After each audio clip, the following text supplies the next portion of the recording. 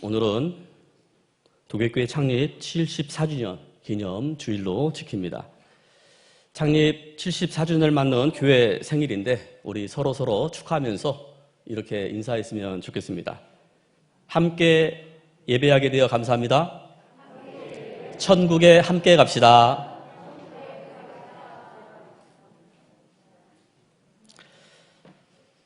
오늘 본문 말씀은 사도 바울이 제3차 전도 여행을 마치고 예루살렘으로 돌아가는 도중 에베소 교회의 장로들에게 마지막 고별 설교로 부탁한 그런 말씀입니다.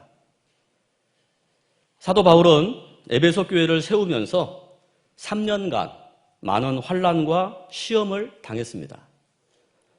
그는 그곳에서 눈물을 흘리며 밤낮을 가리지 아니하고 심혈을 기울여 전도했습니다.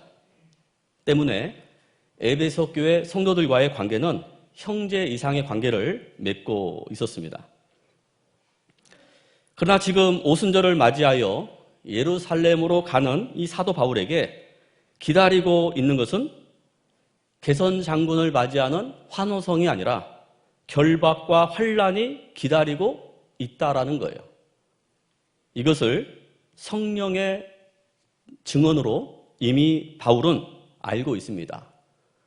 앞으로 자기가 당할 그 결박과 환난, 그리고 달려갈 그 죽음의 길이 이미 예고되어 있다는 거죠. 때문에 다시 만날 기약이 없는 이별입니다. 에베소 교회 장로들에게 바울 사도는 지금 간곡히 권면하지 않으면 안 되는 거죠.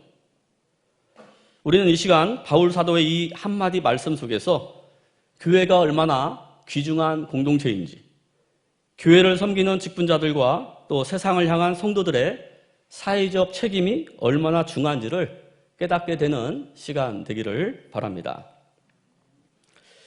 전통적으로 교회는 두 가지 개념에 초점을 맞추고 있습니다. 하나님의 백성, 그리스도의 몸. 하나님의 백성, 그리스도의 몸이라고 하는 두 가지 양자 개념이 굉장히 중요해요.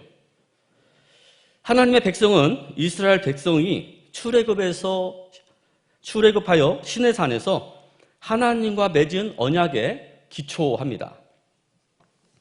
레위기 25장 12절에 보면 나는 너희 중에 행하여 너희의 하나님이 되고 너희는 내 백성이 될 것이니라. 신학자 한스 퀸은 이것이 시내산에서 하나님이 나타나셔서 이스라엘과 맺은 언약의 의미라고 했어요. 그래서 이스라엘은 하나님을 예배하는 백성이 되었고 이를 히브리어로 카할이라고 하는데 카할은 하나님을 예배하기 위해 모인 백성들의 모임입니다. 이 말이 70인역으로 번역될 때에 에클레시아라고 번역이 되었고 헬라어로 에클레시아는 하나님께 부름받은 사람들의 모임이라고 하는 뜻입니다. 우리말로 교회입니다. 에클레시아는 교회예요. 그러므로 교회라고 하는 이 단어 속에는 하나님, 부르심, 모임이 강조되어 있습니다. 교회는 일단 나오는 것입니다. 교회는 일단 모여야 합니다. 모이지 않는 교회는 무력합니다. 교회의 힘이 어디에 있을까요?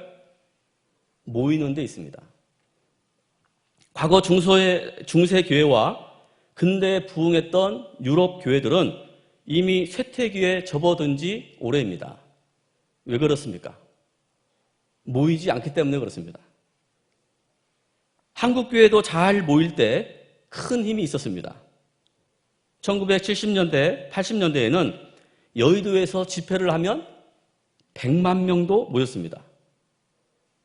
각 도의 시청 앞에서 부활절 새벽 예배를 드리면 연합 찬양대를 앞세운 지역교회 성도들로 인산인해를 이뤘습니다. 교회에서 부흥회만 해도 차고 넘쳤습니다. 이웃교회 원정도 마다하지 않았습니다. 그런데 지금은 모이지 않습니다. 안 모이면 교회는 어떻게 될까요? 풍선에 바람 빠지듯이 교회의 힘이 빠지고 약해지는 겁니다. 그저 교회는 모여야 삽니다. 도교교회 창립 74주년을 기념하면서 우리가 가져야 할 한 가지의 마음 자세는 바로 잘 모여야 한다. 무조건 교회 예배와 모임, 기도회에는 참석해야 합니다. 모이지 않으면 아무것도 안 됩니다. 그저 교회에서 뭔가 한다 하면 나오십시오. 교회에서 하는 것이기 때문에 와야 합니다. 여러분, 세상에 바쁘지 않은 사람이 없습니다. 백수가 과로사하는 세상입니다. 하지만 여러분 한 분이 안 나오시면 교회는 힘이 빠져요. 여러분 한 분 한 분이 그 자리에 있으면 교회는 힘이 생기고 예배의 역동성이 가중됩니다. 교회는 엄청난 희생을 담보로 세워진 가장 귀한 공동체입니다. 바울 사도는 교회를 가리켜서 하나님이 자기 피로 사신 교회라고 하였어요. 하나님의 독생자 예수의 피값으로 결국 얻은 것이 바로 교회였습니다. 교회는 하나님의 희생의 대가로 얻은 거예요.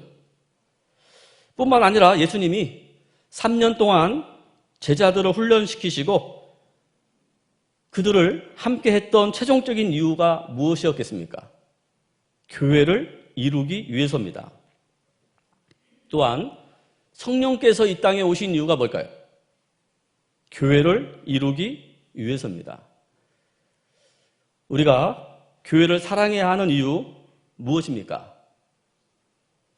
첫째로 교회는 성령의 집이기 때문입니다. 베드로전서 2장 5절에 보면 너희도 산돌같이 신령한 집으로 세워지고 예수 그리스도로 말미암아 하나님이 기쁘시게 받으실 신령한 제사를 드릴 거룩한 제사장이 될지니라 하였습니다. 신령한 집은 헬라어로 오이코스 푸뉴마티코스입니다. 이 푸뉴마라고 하는 단어 많이 들어보셨죠? 성령을 가리키는 말입니다. 즉 성령의 집, 바로 교회를 신령한 집이라고 말합니다. 교회의 시작도 오순절날 성령께서 예수님의 제자들에게 임하심으로 시작이 되었습니다. 예수님이 부활 승천하신 후 제자들은 마가의 다락방에서 성령을 기다리며 10일 기도에 힘쓰므로 성령의 강한 바람 같은 소리를 내며 불의 혀처럼 갈라지며 온 집에 가득하였는데 이때가 바로 교회의 탄생, 시작입니다. 또한 바울도 교회는 하나님의 성령이 거하시는 곳이다라고 했습니다. 고린도전서 3장 16절에 보면 너희는 너희가 하나님의 성전인 것과 하나님의 성령이 너희 안에 계시는 것을 알지 못하느냐라고 했습니다. 교회는 하나님의 성령이 임하시는 곳이기에 세상의 그 어떠한 곳과도 구별이 됩니다. 교회는 성령의 집입니다. 사람들은 그저 좋은 일 하고 죄 안 짓고 나쁜 일 안 하고 성실하고 정직하게 살면 되지 뭐 꼭 교회를 나갈 필요가 있느냐라고 합니다. 어떤 이들은 과학과 지식이 이렇게 발달하고 인간이 엄청난 능력을 갖게 되었는데 하나님 믿고 기도하는 것은 시대적 착오다라고 합니다. 반면 교회에 나가는 것이 좋은 줄은 알지만 술, 담배 때문에 못 나간다고 하는 분도 있고요. 제사 때문에 못 나간다고 하는 분도 있고 심지어는 나중에 바쁜 일 다 끝나고 은퇴해서 좀 한가해지면 나가겠다고 하는 분들도 있습니다.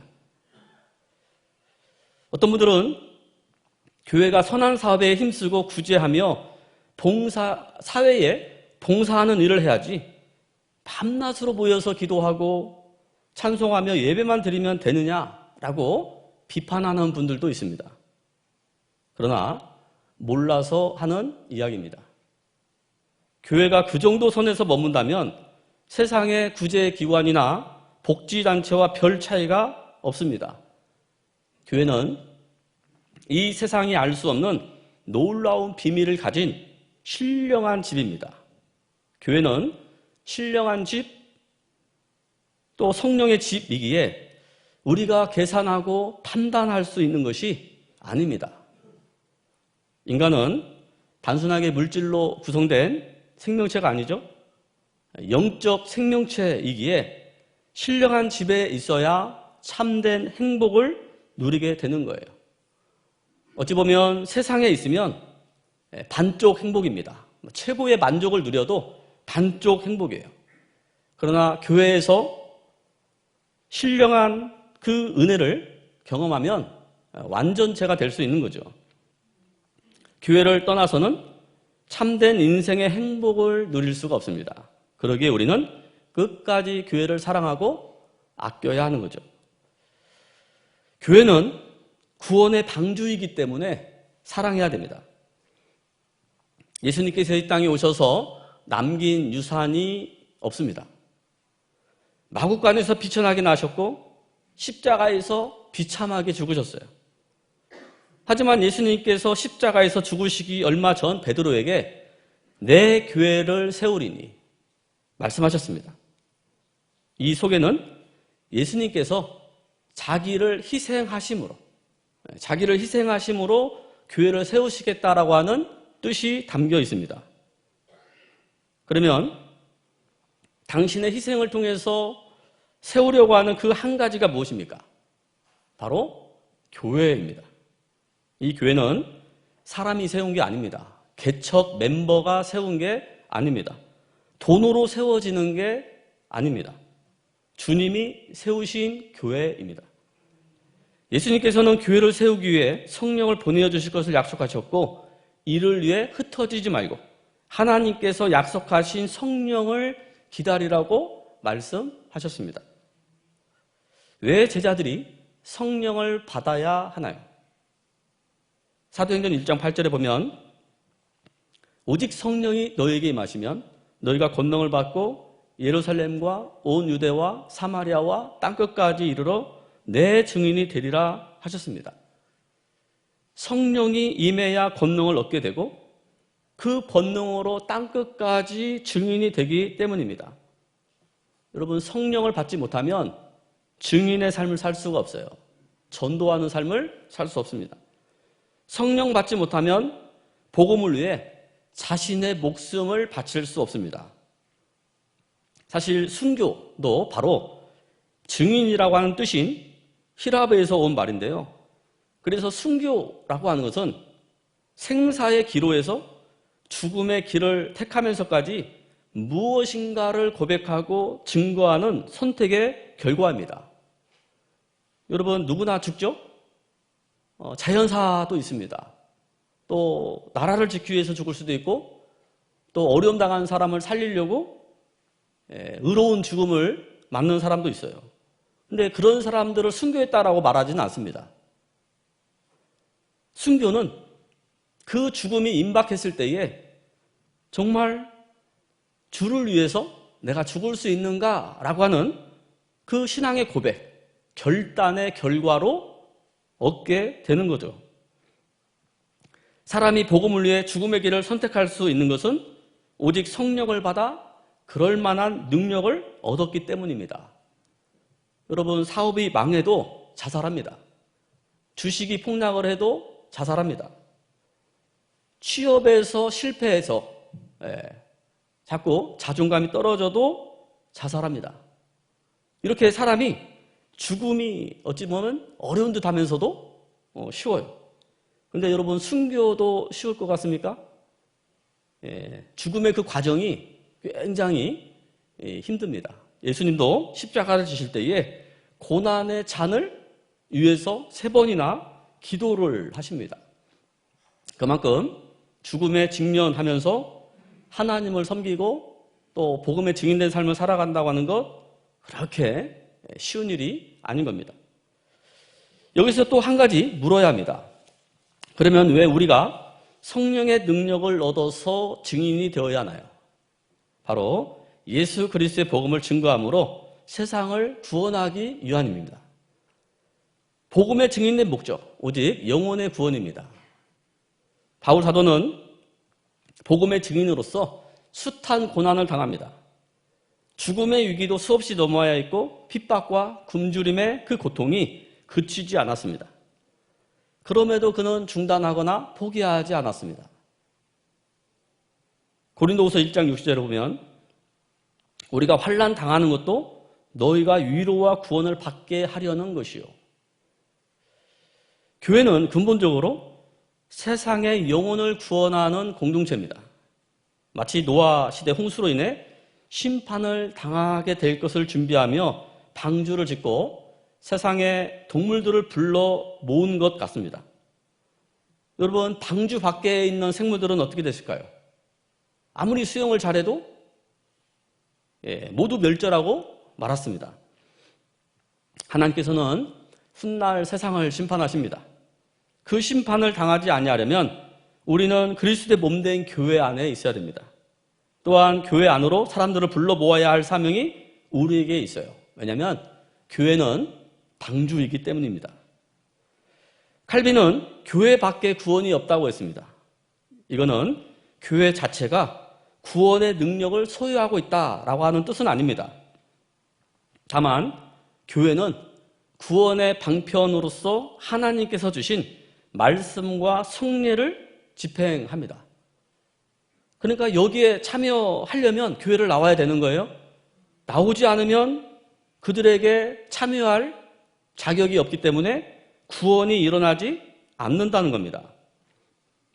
결국 보이는 교회 밖에는 정상적인 구원의 가능성을 찾을 수 없다는 뜻이 되는 거죠. 성도들은 말씀과 성례에 참여함으로써 성령의 내적인 조명을 받게 되고요. 또 구원과 참된 신앙에 이르는 도움을 교회를 통해서 얻게 되는 겁니다. 교회를 통해 얻은 그 구원의 선물은 여러분 그 누구도 흔들 수 없습니다. 그 누구도 빼앗아 갈 수 없습니다. 마태복음 16장 18절에서 예수님은 내 교회를 세우리니 음부의 권세가 이기지 못하리라 하셨습니다. 예수님이 세우신 교회, 하나님께 선택받고 구원받은 교회를 음부의 권세가 이기지 못합니다. 음부의 권세는 죽음에 대한 유대인의 표현입니다. 음부는 죽은 자들의 장소이고 마귀의 집입니다.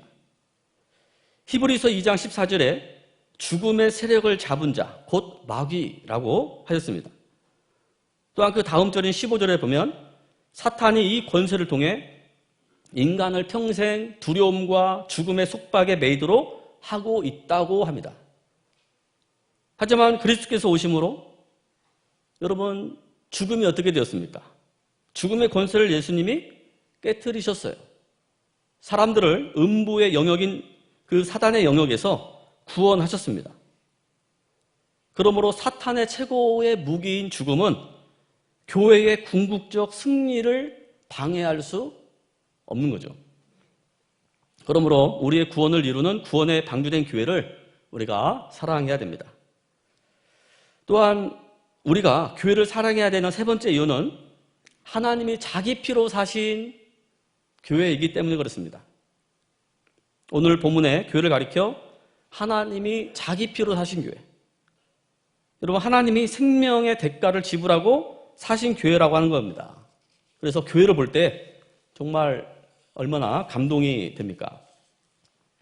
우리가 교회를 사랑하고 교회를 존중하고 교회를 아껴야 하는 이유, 바로 하나님이 사셨기 때문에. 한국 개신교 교회도 지난 선교 역사에서 몇 명의 순교자를 내냐면 1,000명에서 3,000명의 순교자를 내었습니다. 교회는 근본적으로 하나님의 피값으로 사신 교회예요. 또한 수많은 순교자의 피값도 지불되었습니다. 그렇다면 교회는 성부 하나님, 성자 예수 그리스도, 성령 하나님의 합작품입니다. 교회는 삼위일체 하나님과 링크가 되어 있어요. 그래서 교회 나오면 은혜를 받습니다. 무조건 은혜를 받아요. 그렇다면 요즘 현대인들은 어떻습니까? 얼마나 힘들게 살아갑니까? 힘든 삶을 이겨보려고 나름 애를 씁니다. 어떤 이는 노래방 가서 열심히 노래를 부르기도 하고 영화나 등산을 다니면서 마음을 즐겁게 합니다. 운동을 하기도 하고 피곤을 풀겠다고 사우나를 가기도 합니다. 어떤 이들은 술에 취해서 잊어보려고 합니다. 심지어는 마약에도 손을 댑니다. 최근 우리나라 뉴스에서도 마약 청정국 대한민국이 더 이상 아니다라고 말하고 있습니다. 일반 서민들에게조차 환각제들이 유통되고 있고 젊은이들이 그것을 복용하고 환락과 광란의 파티를 즐기고 있다라고 보고하고 있어요. 왜 이렇게 삽니까? 진정한 은혜는 바로 하나님의 교회에 올 때 얻게 되는 거예요. 예수님께서도 마태복음 11장 28절에 수고하고 무거운 짐진 자들아 다 내게로 오라. 내가 너희를 쉬게 하리라. 예수님은 다 내게로 오라 하십니다.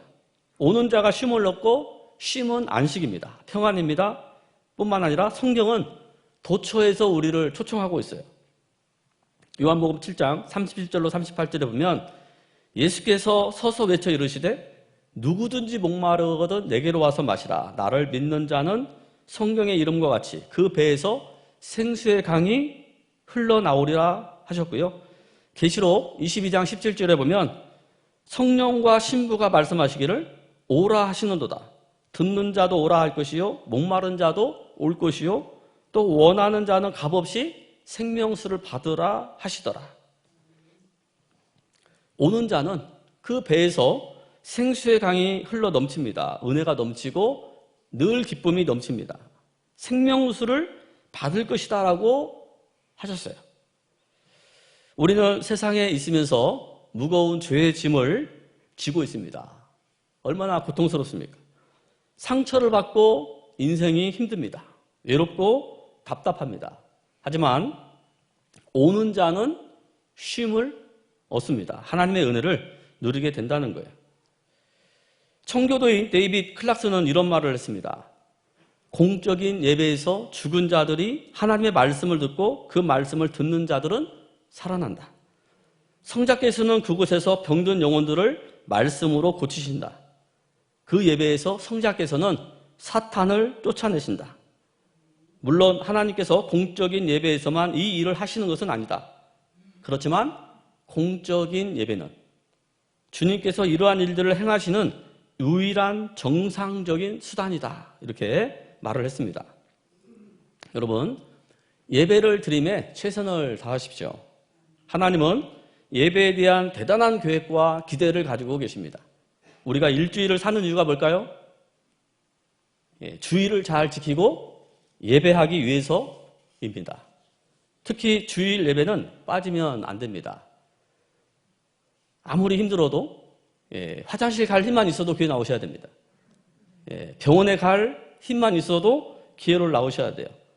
주중에 여기저기 다니시면서 피곤해가지고 주일날 예배를 빠지면 꽝입니다.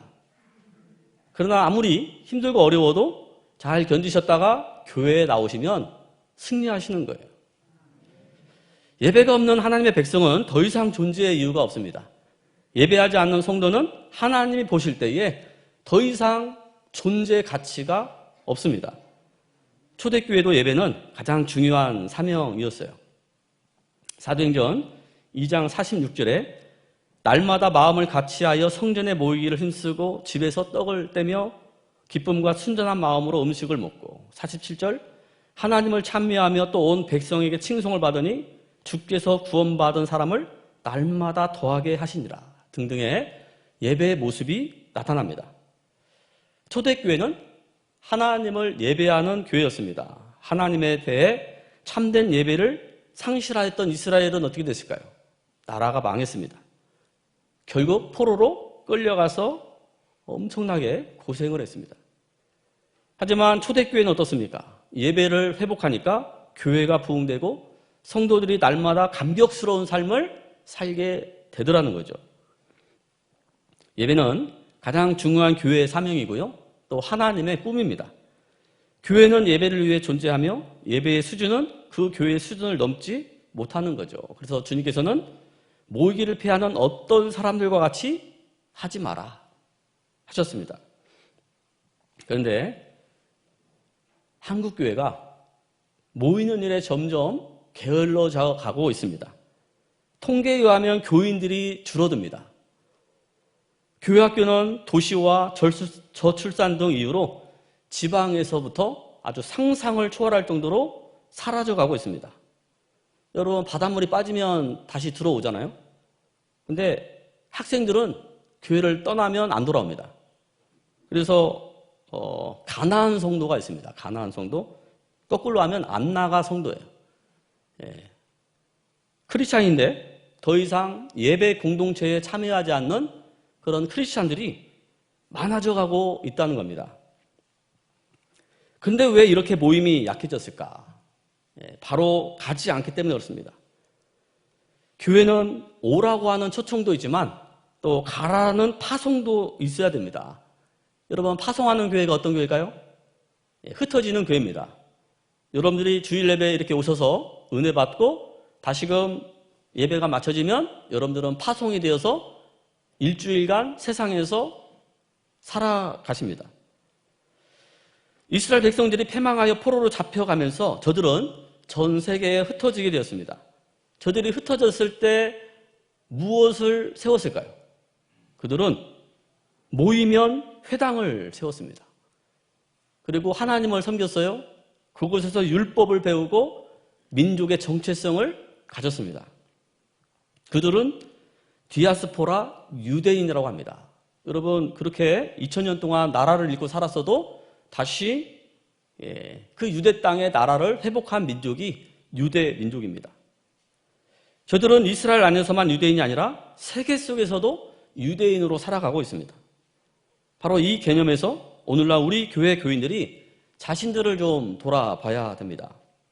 그들은 10명만 모여도 회당을 지어요. 그리고 15분 거리에 회당을 짓습니다. 그리고 토요일마다 모여서 열심으로 율법을 가르치고 배우면서 서로 돕고 살아갑니다. 그래서 강인한 민족이 되는 거예요. 세계의 우수한 민족이 되는 겁니다. 우리는 교회에 있을 때만 교인이고 교회 밖에 나가면 교인이 아닌 것처럼 살아갑니다. 교회에 오면 하나님 찬양하고 말씀을 전하고 은혜를 나눕니다. 하지만 세상에 나가면 하나님을 찬양하는 것도 없고 말씀을 전하지도 않고 숨은 그리스도인으로 살아가는 그런 모습들 봅니다. 흩어지는 교회, 디아스포라 교회는 복음의 정신으로 살아가는 성도들이에요. 사도 바울은 빌립보서 1장 27절에서 오직 너희는 그리스도의 복음에 합당하게 생활하라 했습니다. 여러분, 흩어지기를 싫어하는 유대인들, 특히 예루살렘 교회 어떻게 했을까요? 환난과 핍박을 통해서 그들을 흩어버립니다. 그들이 흩어지니 전도를 하게 되고 전도를 해서 교회를 세움으로 인하여서 세계 복음화에 그런 큰 역사를 이루었던 거죠. 복음에 합당한 생활, 교회 안에서만 하는 게 아닙니다. 세상 밖에서도 그렇게 살아가야 되는 거예요. 그들이 흩어지지 않고 여전히 유대교적인 정통성만 강조하니까 하나님이 그들을 그냥 세상에 확 흩어서 이방 사람들과 함께 살아갈 때에 복음의 선한 영향력을, 폭발력을 발휘할 수 있도록 하셨다라는 겁니다. 복음에 합당한 삶이란 바로 예수를 전하는 삶입니다. 예수님은 부활 승천하시면서 제자들에게 명령하셨어요.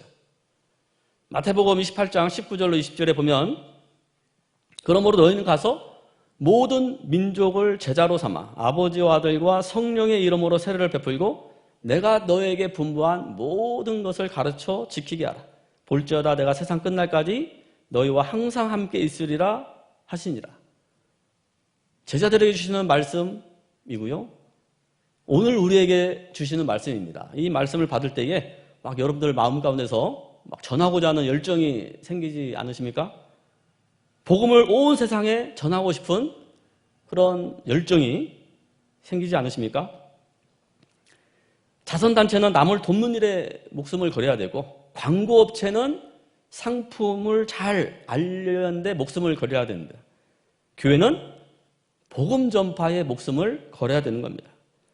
예수님께서도 이 땅에 육신을 입고 오신 이유가 하나님 나라 복음을 전하기 위해서 오셨습니다. 누가복음 4장 43절에 보면 내가 하나님의 나라 복음을 전하여야 하리니 나는 이 일을 위해 보내심을 받았노라. 예수님도 이 땅에 복음을 전하기 위해서 이 일을 위해서 보내심을 받았다라고 의식을 하고 계셔요.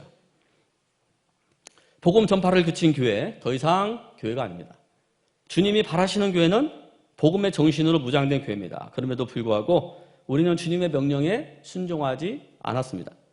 오랫동안 영적인 무기력에 빠져 있었고 전도에 대한 두려움을 갖고 있습니다. 바쁘다고 핑계합니다. 무슨 말을 해야 할지 모르니까 그냥 입을 함구합니다. 심지어 어떤 성도는 남에게 복음을 전하는 것은 부담을 주는 것이다. 그리고 나가 광적인 신앙으로 그들에게 잘못 비춰질 수 있을 것이다 라고 그렇게 생각을 합니다. 신앙은 개인적이어서 다른 사람에게 전하지 않아도 된다라고 하는 것은 사단의 전략임을 알아야 됩니다. 그는 사단의 전략에 빠져서 지금까지 평생을 증거하지 않는 삶을 살았던 거죠.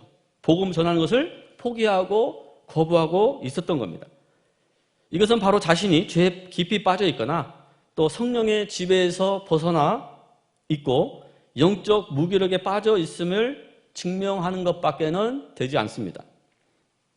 영적 무기력에 빠져 있으면 더 이상 복음을 나누지 못합니다.